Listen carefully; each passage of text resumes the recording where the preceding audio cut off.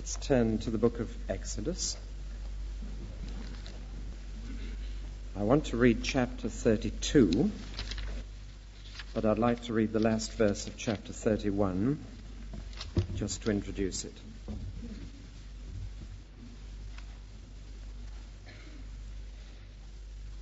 Then, as God finished speaking with Moses on Mount Sinai, he gave him the 2 tablets of stone on which the 10 commandments were written with the finger of God. When Moses didn't come back down the mountain right away, the people went to Aaron. "Look," they said, "make us a god to lead us, for this fellow Moses, who brought us here from Egypt, has disappeared. Something must have happened to him."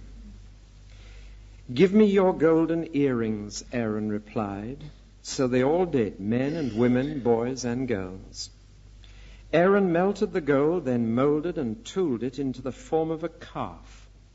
The people exclaimed, "O Israel, this is the God that brought you out of Egypt." When Aaron saw how happy the people were about it, he built an altar before the calf and announced, "Tomorrow there will be a feast to Jehovah." So they were up early the next morning and began offering burnt offerings and peace offerings to the calf idol. Afterwards they sat down to feast and drink at a wild party, followed by sexual immorality. Then the Lord told Moses, "Quick, go on down, for your people that you brought from Egypt have defiled themselves and have quickly abandoned all my laws. They have molded themselves a calf and worshipped it and sacrificed to it and said, 'This is your God, O Israel, that brought you out of Egypt.'" Then the Lord said, "I have seen what a stubborn, rebellious lot these people are. Now let me alone, and my anger shall blaze out against them and destroy them all. And I will make you, Moses, into a great nation instead of them." But Moses begged God not to do it. "Lord," he pleaded, "why is your anger so hot against your own people, whom you brought from the land of Egypt with such great power and mighty miracles? Do you want the Egyptians to say God tricked them into coming to the mountains so that he could slay them, destroying them from off the face of the earth? Turn back from your fierce wrath. Turn away from this terrible evil you are planning against your people. Remember your promise to your servants, to Abraham, Isaac, and Israel. For you swore by your own self, 'I will multiply your posterity as the stars of heaven, and I will give them all of this land I have promised to your descendants, and they shall inherit it forever.' So the Lord changed his mind and spared them. Then Moses went down the mountain, holding in his hands the 10 commandments, written on both sides of 2 stone tablets. God himself had written the commandments on the tablets. When Joshua heard the noise below them of all the people shouting, he exclaimed to Moses, 'It sounds as if they are preparing for war.' But Moses replied, 'No, it's not a cry of victory or defeat, but singing.' When they came near the camp, Moses saw the calf and the dancing, and in terrible anger he threw the tablets to the ground, and they lay broken at the foot of the mountain. He took the calf and melted it in the fire, and when the metal cooled, he ground it into powder and spread it upon the water and made the people drink it. Then he turned to Aaron. 'What in the world did the people do to you?' he demanded, 'to make you bring such a terrible sin upon them?' 'Don't get so upset,' Aaron replied. 'You know these people and what a wicked bunch they are. They said to me, "Make us a god to lead us, for something has happened to this fellow Moses who led us out of Egypt." Well, I told them, "Bring me your gold earrings." So they brought them to me, and I threw them into the fire, and, well, this calf came out." When Moses saw that the people had been committing adultery, at Aaron's encouragement and much to the amusement of their enemies, he stood at the camp entrance and shouted, "All of you who are on the Lord's side, come over here and join me." And all the Levites came. And he told them, "Jehovah, the God of Israel, says, 'Get your swords and go back and forth from one end of the camp to the other and kill even your brothers, friends, and neighbors. So they did, and about 3,000 men died that day. Then Moses told the Levites, "Today you have ordained yourselves for the service of the Lord, for you obeyed him even though it meant killing your own sons and brothers. Now he will give you a great blessing." The next day Moses said to the people, "You have sinned a great sin. But I will return to the Lord on the mountain. Perhaps I will be able to obtain his forgiveness for you." So Moses returned to the Lord and said, "Oh, these people have sinned a great sin and have made themselves gods of gold. Yet now, if you will only forgive their sin, and if not, then blot me out of the book you've written." And the Lord replied to Moses, "Whoever has sinned against me will be blotted out of my book. And now go. Lead the people to the place I told you about, and I assure you that my angel shall travel on ahead of you. However, when I come to visit these people, I will punish them for their sins." And the Lord sent a great plague upon the people because they had worshipped Aaron's calf. It's quite a story, isn't it? We're going through the 10 Commandments on these Sunday evenings, and tonight we come to the second. Thou shalt not make any graven image.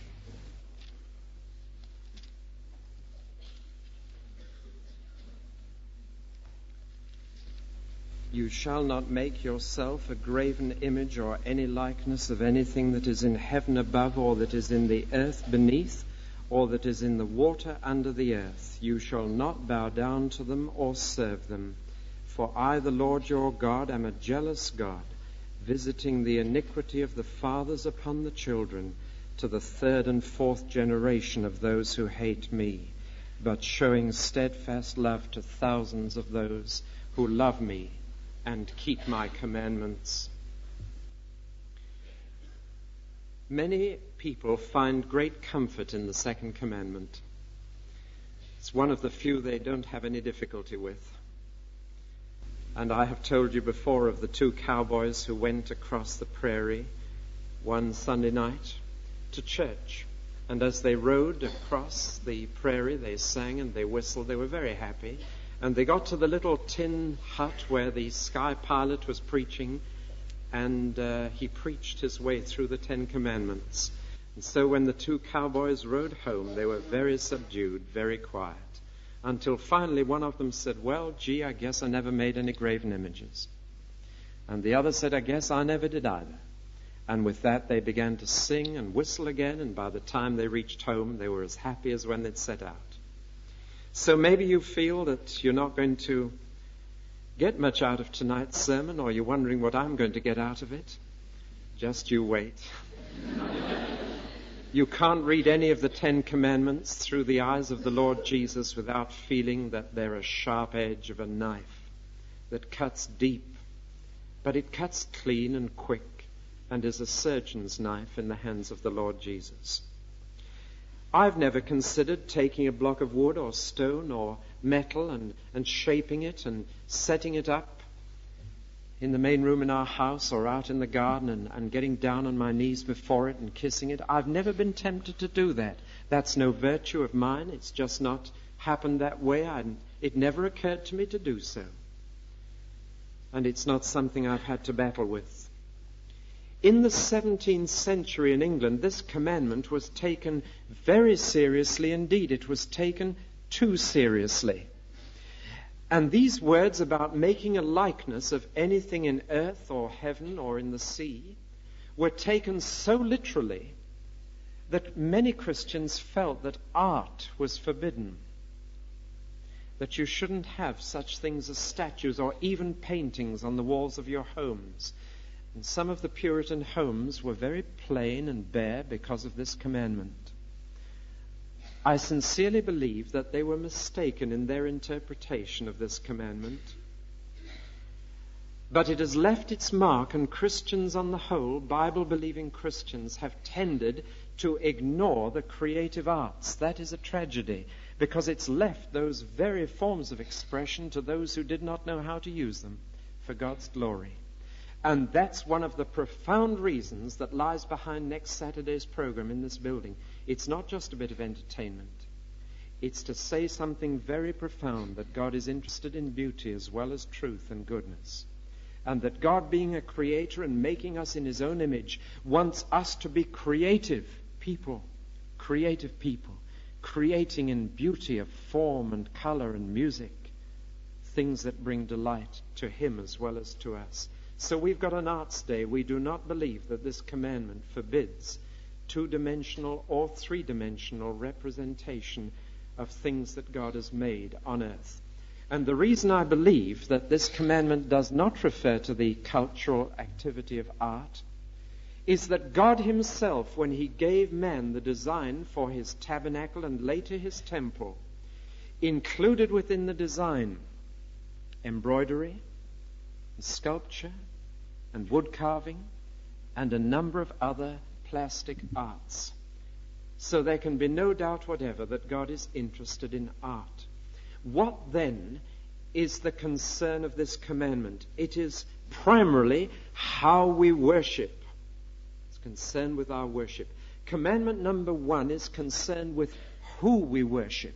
Thou shalt have no other gods before me. Commandment number 2 is how we worship. You must not use graven images. And the key phrase is bow down and serve them. If I find you bowing down to something on Saturday, then I shall remind you of this commandment. But you must take it in its totality. It's not just making an image. It is then using it as an object of worship. Now, there are 3 kinds of image that I'm going to deal with.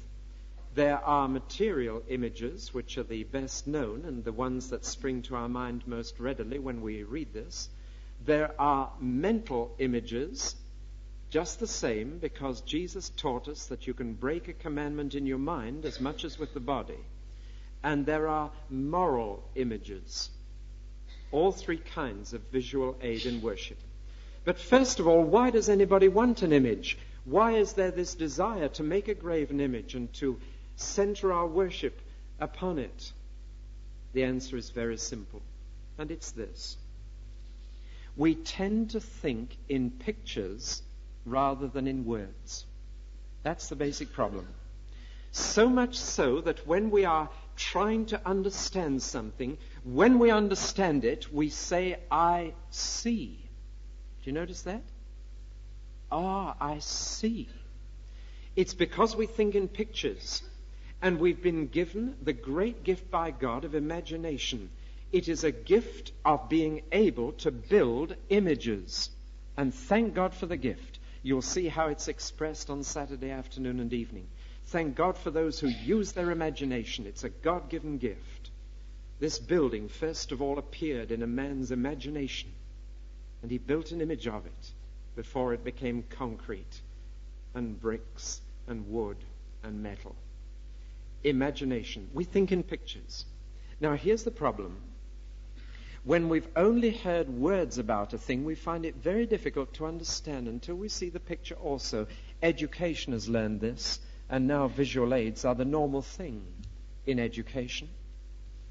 And visual aids are increasingly needed in this television age in which we see more than hear. We learn more through the eye gate perhaps today than through the ear gate. And so we want to imagine a picture. Now, here's the problem. God. Little word of 3 letters. God. It's a word. Now, what is the picture in your mind as I say that? Do you see the problem? How do you imagine God? As a very old man with a long beard sitting on a cloud? That's how many children imagine God. Well, then how do you imagine him? What is he like to you? What kind of picture is conjured up in your imagination when I say God? Or read about God? Do you have any picture? Or is it just a word that goes through your mind? The trouble is, if it's just a word, it's not as real as it would be if it became a picture and you saw in your mind. But no man has ever seen God. John's gospel goes so far as to say this, quoting the words of Jesus, no man has ever seen God's shape. The Authorized Version uses the word form, but the Greek word is shape. And Jesus said, no man has seen God or even his shape. So what shape is God? I don't know. And that's the problem. How can I think of him? How can I imagine him? I need a picture. I need some kind of visual aid. I can't see God, and I want to. And people have longed to see God down the centuries. Moses himself said, God, let me just see you. Just once. Promise not to tell, but just let me see your face once. And God said, no, you can see a little bit of my glory trailing behind me, but no, you can't see me. No man has ever seen God. We don't know what shape he is. We don't know what he's like. And it's so difficult to worship a God you can't imagine, a God you can't picture. And that's why people have made graven images. You see, these images we're thinking about tonight are not images of other pagan gods. They are images of this God we worship. Commandment number 1 is concerned with other gods, but commandment number 2 is concerned with those who believe in the only true God but can't picture him and want to. Some people just give up and say it's hopeless. I can't imagine what he's like, so I just can't understand. And there are those who say that seeing is believing. It's nothing of the kind. If you see, you don't need to believe. Not seeing is believing. But it's a problem, isn't it, to believe in something you've never seen and can't even imagine. And so people make graven images. Now, the fundamental principle of all graven images is this, that when you want to picture something, you always picture it in terms of something you have already seen and recognize. You always work from the known to the unknown. I've been trying to think of an illustration of this, but I can't quite. But if you were describing sugar to someone who'd never seen it, but who had seen salt, then you would start with a picture of what they did know and say, well, sugar is like salt to look at. You got the picture? You start from something known. And therefore, if you're going to make a visual image of God, you've got to start with something you've already seen, which means that you start with something on earth or in the sky or in the sea. That's all you've seen. And therefore, if you're going to make a visual image of God, you've got to start with something that he made. And that's what every graven image has done. What you wouldn't do is to make a shapeless blob of stone and say that's what God's like. That wouldn't help anybody. And so they started in the days of Moses with the golden calf. They recognized a calf. A young calf was the symbol of virility. It's the same kind of thinking that lies behind bullfighting in Spain. The young bull, the challenge, the virile animal, full of life and sex and power, the bull. So they said, the bull, source of life and power. God must be like that. And they made a calf, a bull calf, and they set it up. Now, what is wrong with making graven images? 3 things, just 3 things. Number 1, all of them reduce God in size. They turn the Creator into a creature. Because an image has to start with something you've seen and know, you have to make the Creator conform to the image of part of his creation, only part. And therefore you reduce the Creator, who's greater than everything he has made, to a likeness of one thing that he has made. And you can see you've cut God down in size. You've turned the Creator into a creature. You have actually reduced the greatness of God. And when you make God into a golden calf, you don't sing, how great thou art, how great thou art. You've brought God down to size. Manageable size, alas. The prophet Isaiah says, to whom then will you liken me? Or what will you compare with me, says God.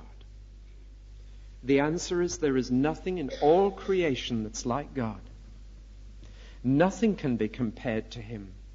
And when you look at the idols that people have made, the images of God they've made, they're pathetic. You can't do that with God. It reduces him. God is eternal. What kind of picture came into your mind when I said that? God is immortal.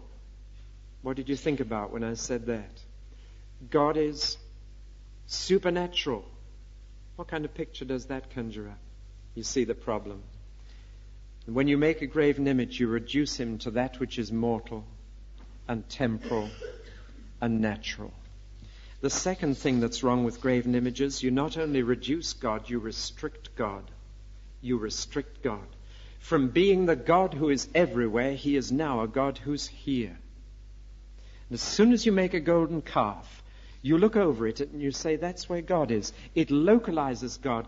It puts him somewhere in time and space. And God is the infinite God. It restricts God. And it not only restricts him in space, it restricts him in activity. An idol is as dead as that pulpit. It doesn't move, it doesn't talk, it doesn't walk, it doesn't respond to you. It's a one-way relationship that you have with an image. And even though it may represent God for you, you can talk to it, you can bow down before it, and it doesn't blink an eyelid. Isaiah says, an idol, it can't walk and it can't talk, it can't respond, it's dead. So you've restricted God in space, you've restricted him in activity. You've not only reduced him, you've restricted him. And the third thing is, an image not only reduces and restricts, sooner or later it replaces God. And God moves away to the wings, and your image is in the center of the stage of your attention and affection. Now, my wife and I, shortly after we got married, 7 months after we were married, were separated in the goodness and kindness of the Royal Air Force, and I was posted overseas. So I took with me a photograph, a framed photograph of her, and it sat on my desk out there. And it meant a lot to me as a reminder. But what would she have thought if when she came out to join me finally out there, I didn't bother about her, but went on gazing at the photograph? How about coming and sitting with me tonight? No, I've got your photograph here to look at. No? Kiss it goodnight every night. Want to kiss me goodnight? No, I've got your photograph here. You know, it sounds ludicrous, but that is what happens to every graven image of God. Sooner or later, God looks down and he sees someone showering attention on that which was meant to represent him. That which men thought would be a help becomes a hindrance and a blockage and diverts attention from God.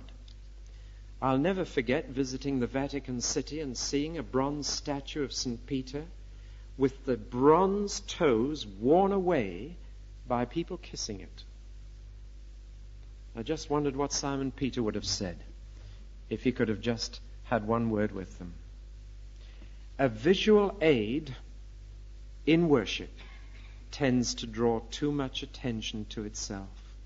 A representation of God sooner or later will replace God. Let me tell you what happened to a girl I knew who, after she became a Christian, hung a picture of Jesus in her bedroom.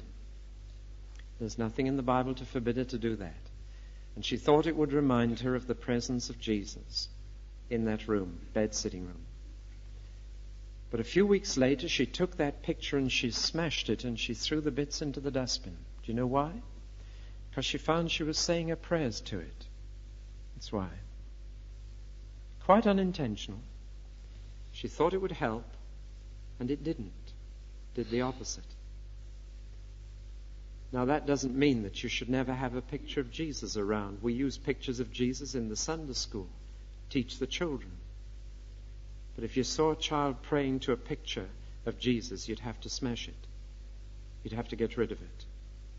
And this is what a graven image does. It replaces God, becomes a kind of substitute, so that you look to the substitute rather than that which it represents. God will not have this. He is a jealous God. He goes on in this commandment to say, I have a possessive love for you. I'm a jealous God, and I'm not going to share your affection.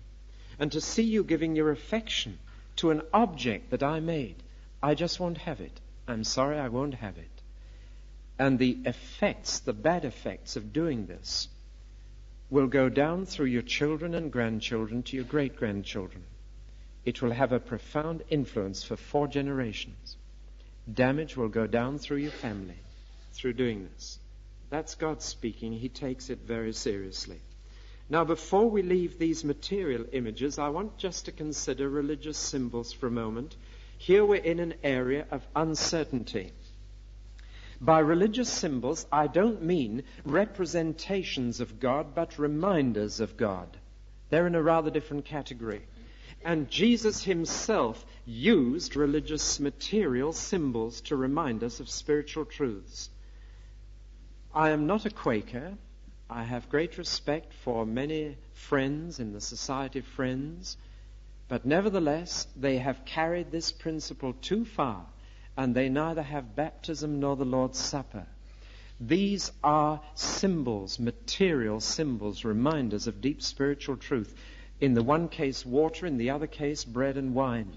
They are material, visible objects which are helpful in our worship and which Jesus gave us. But I want you to notice this, that he took very ordinary things. Very ordinary things. Water, you can get it in the tap at home. Bread, you've got some in the larder. Bread and wine were the staple diet of the workers of his day. Ordinary things. And therefore, he chose the most ordinary things, lest we begin to treat them as special.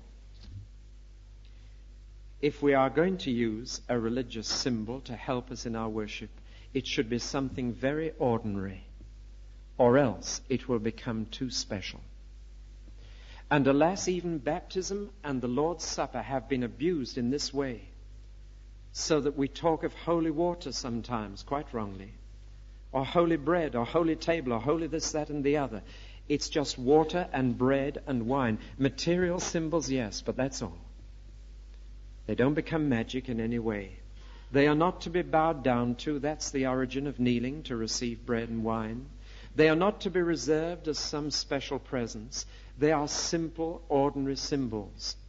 And I think I would give as the guiding rule as to whether you should use symbols in worship, the symbol of a spire, the finger pointing to heaven, the symbol of the Gothic arch, now become a real religious symbol, so that a window that shape spells God, the symbol of a cross, empty or full.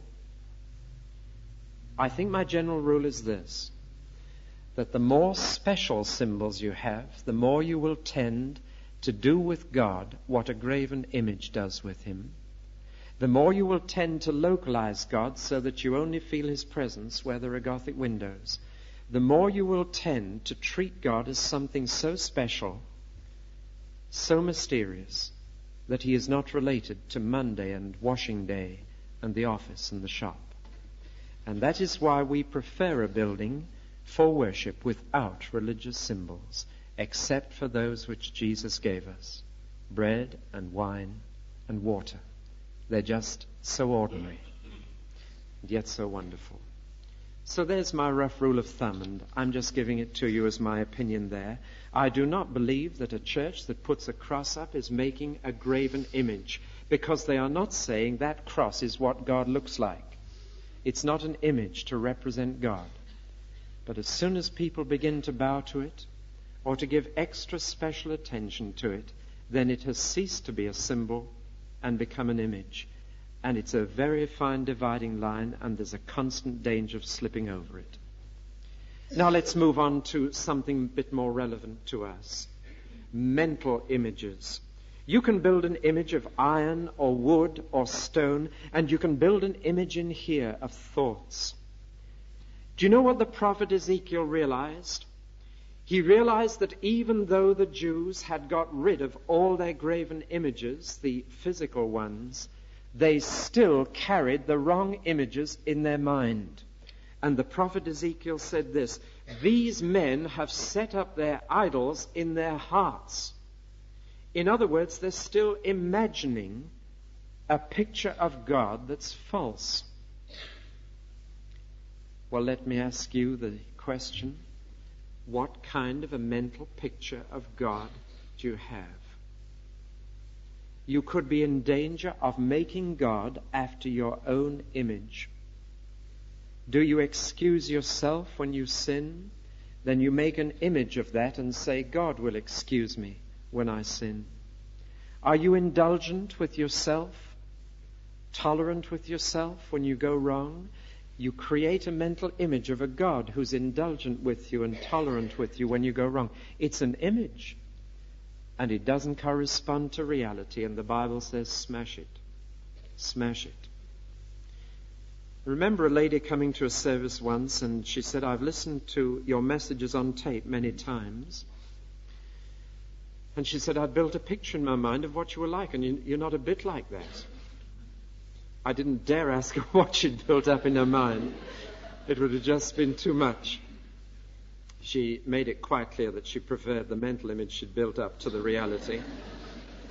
But you've done that. You've heard about people. You've built up an image, and then maybe you've gone to the station to meet them, and you just didn't see anybody that looked anything like the sort of person you were expecting. Your mental image didn't correspond to the person as they were, and therefore you probably missed them, wouldn't have recognized them, didn't realize when they called. And in the same way, you can build up a mental image of God that just doesn't correspond to reality. And when you meet God as He is, you're going to have an awful shock. This idea that God would never judge us for what we've done, the idea that God would never send anyone to hell, this idea of God as a sentimental old grandfather, more like Santa Claus than Jesus Christ, that kind of image, which is all too common. You listen to the conversation at the average funeral, at the bun fight afterwards. Just listen. And this image of God that so many people have, it's just poles apart from the God of the Bible. And when you imagine what God is like, you must check the image that your imagination has built with what God has said about Himself all the time. Or you're going to build your faith on fantasy rather than fact. Mental images. That's one way in which we can break the second commandment. But there's a third kind of image that I want to consider tonight. And the third kind of image is a graven one, but it's not graven with the hands of men, but with the hands of God. Do you realize that God knew that we would have difficulty imagining Him? Do you realize that He wanted you to have a picture in your mind when the word God is said? And He took that into account. And you know that when God made the world and made the trees and the mountains, He wanted to set within that world a graven image of Himself so that people would know what He was like. Do you know what He said? He said, come, let us make man in our image, after our likeness. That was the first graven image of history, and it was an accurate one. The first man who walked the earth, his name was Adam, the first man who walked the earth was a graven image, not graven by man's hands, but graven by God's hands, so that people could have looked at Adam and said, now I know what God is like. Now I've got a picture in my mind. That's what Adam was when he was made. Now just let's think of this for a moment. In what way was Adam an image of God? We know that God hasn't got a body. God is a spirit. And yet there is a sense in which the functions of my body correspond in a very deep way to the functions of the Godhead. That is why the Bible has no hesitation in talking about the eyes of the Lord, or the ears of God being open to your cry, or the mouth of God has spoken it, or even the nostrils of God have smelt it. That's why the Bible has no hesitation in talking about the arm of God, and the hand of God, and the finger of God, and the legs of God, and the feet of God, and the kidneys of God, and the bowels of God. The Bible talks about all these things. Our faculties and organs correspond in some amazing way to real functions in God. God can see, God can hear, God can smell. But it's a much deeper thing than that, because that image is still here. But there's part of the image that's been lost. There was an image in Adam of God because Adam was made to live forever. And he was made to love. He was made for relationships. He was made for communicating with God. And he was made in the image of God. And when you looked at Adam as he was made and saw what kind of a person he was, you could say that's what kind of a person God was and is.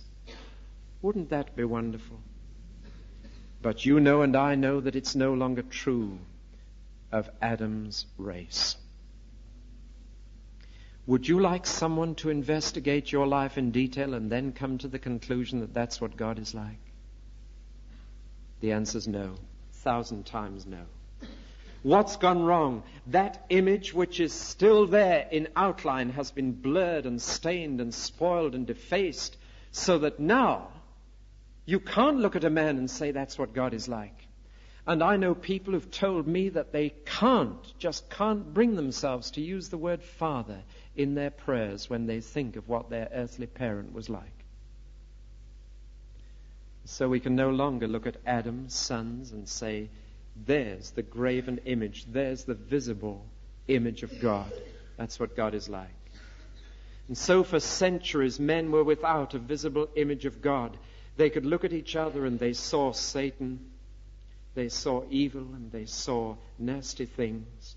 And so they tried making golden calves. They tried to recover a visible image of God. And of course they failed every time because they were making it. Blessed be his name.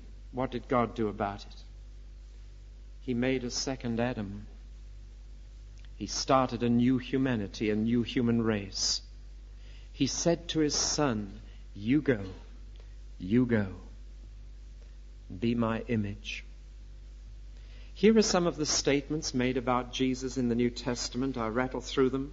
Paul, writing in Colossians, says, Jesus is the image of the invisible God. Writing to the Corinthians, he says, Jesus is the likeness of God.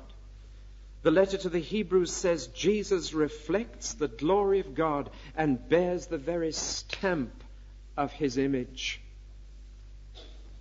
And in Colossians again, Paul says, in Jesus, all the fullness of the Godhead dwells in bodily form.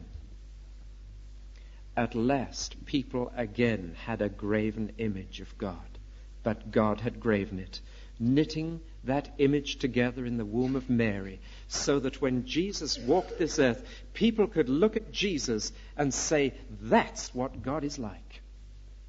He's the image of his Father. Have you heard that said of earthly sons? You can say it of Jesus. He's the image of his Father. If you want to know what it feels like to meet God, what his personality and reactions are like, what he feels like about us, then just read the life of Jesus. May I recommend a little book to you? It's called Jesus the Revolutionary, by a Baptist minister from the southern states of America. Just a little paperback, but get it and read it. It presents the personality of Jesus in a wonderful way so that at the end of the book you feel, yes, I feel I know him as a person. And in knowing him, you know God. You know God. I think one of the most moving little stories in the life of Jesus was on the night before he died, when Philip said, look, you've been talking about heaven. We're not even sure where it is or how to get there. And we're not even sure what it's going to feel like to meet God. If you would only just show us God. Just show us the Father. Just give us one glimpse of the Father and we'll be satisfied. That's all we want. Just one look at God. And Jesus said, I've been with you 3 years, Philip. Do you still not know who I am?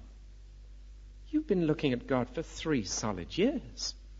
You still don't know what he's like. He who's seen me has seen the Father. Oh, Philip, why do you ask? Show me the Father. You've seen him. But you and I are in the sad position that we can't even see Jesus now.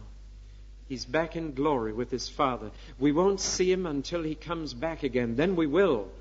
We'll actually see his face. And alas, Jesus never had his portrait painted as was customary in those days, or more common. He never got a sculptor to do a marble statue of him. What a pity, isn't it? If only somewhere there was a statue we could go and look at and say, oh, that's what God's like. But Jesus was wiser than we are. There is no recorded description of his appearance. I don't know whether he was 5 feet, 5 feet 6, 6 feet, or 6 feet 6. I don't know whether he was fair or dark. Don't know whether he had blue eyes or brown eyes. Nobody does know, except those who were there at the time. Well, then what am I going to do now? I can't see God. I can't see Jesus. I'm stuck. Or am I? Do you know what God's next thing was? It was to create a lot of people who looked just like Jesus. Listen to some more texts, almost taken at random from the New Testament. Colossians 3, put on the new nature which is being renewed in knowledge after the image of its creator. Romans 8, he predestined us to be conformed to the image of his Son. 1 Corinthians 15, just as we have borne the image of the man of dust, so we shall bear the image of the man from heaven. 2 Corinthians 3, and we all with unveiled face, reflecting as in a mirror the glory of the Lord, are being transformed into the same image from one degree of glory to another. Do you get the message? God wants graven images all over the world. He wants visual aids. He wants people to see what he looks like. But not by taking a lump of stone or metal, not by conjuring up imaginative ideas that are sheer speculation, but by transforming people into the likeness of Christ. And it has been my privilege over many years now of serving God's people to see one and another of whom I could say, when I look at them, I can see what Jesus is like. And because I can see that, I know what God is like. That's the visual aid the world desperately needs. Not more symbolic representations of God. Not more architectural symbolism. The world's looking for more people like God, like Jesus Christ. And what a visual aid that is. Edgar Wallace, the thriller writer, lived in the same street as the saint of God called Benjamin Hellier, and he said, as long as I live in the same street as Benjamin Hellier, I can't be an atheist. For dear Ben was a graven image of God, made like Christ. In the early days of gold refining in the Transvaal, the method was rather crude. The gold ore was heated up in a large pan, and the dross and the dirt would float to the surface, and a man called a refiner would take a thing like a shallow little frying pan, and he would scoop off the dross and throw it away. And he'd go on heating the gold and scooping off the dross until he could look down, see his own face perfectly in the gold. Let the beauty of Jesus be seen in me, all his wondrous compassion and purity. O thou Spirit divine, all my nature refine, till the beauty of Jesus be seen in me.